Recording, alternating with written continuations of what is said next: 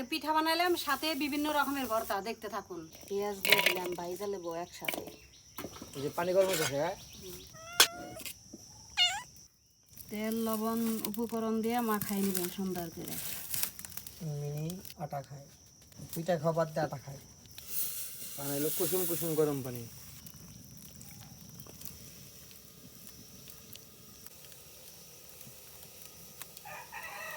কাঁঠালের দানা আর পেঁয়াজ আর রসুন ভাইজা নিতেছে।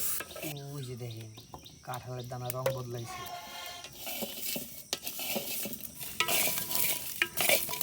কাঁঠালের শুকনা মরিচ ভাইজা নিতেছে, লগে কাঁচামরিচ শুকিয়ে পারিস না, তরকারি বমি করে বেশি। বমি করে।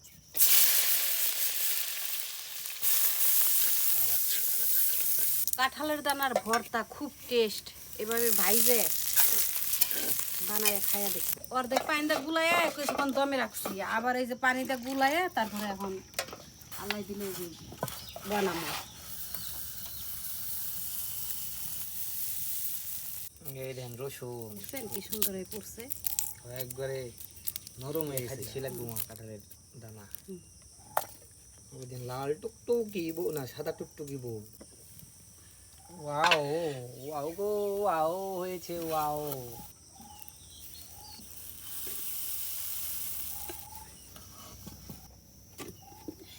তুমি কি করতে হবে মা? এটা মরিচ ভর্তা। মরিচটা কাঠখোলায় ভাইজা নেবেন। কাঠখোলায় ভাজলে মরিচটা গ্রান বেশি করে। রসুন পেঁয়াজ ধনিয়া পাতা কেউ আসছে মরিচ রসুনের ভর্তা। কুব হবে কুব। এই যে রসুনটা বাটা দিলাম, তারপরে এই যে পেঁয়াজটি আদা বাটা দিবেন। এই ভর্তাটা যে কত স্বাদ খাইলে বুঝা পারবেন। এই যে হলো কাঁঠাল। সিদ্ধটা আমার কাছে মজা লাগে না, ভাজাটাই স্বাদ বেশি। দাঁতের তলে কসকস করে কামড় লাগে। ভাতের সাথে খান আর পিঠার সাথেই খান আর খুদের ভাতের সাথেই খান, এটা টেস্ট বেশি। আসল স্বাদ হলে এই যে এটাই আসল স্বাদ বানায়। আসলে স্বাদ কেমন লাগতেছে শুভ? একবার কড়া লাগতেছে কড়া।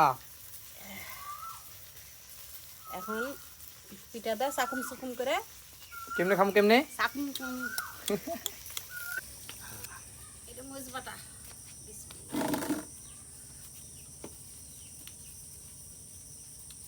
এই যে পিঠে হলো মরিচ বাটা। হ্যাঁ কোনটা মজা আছে? জোরে মজা আছে।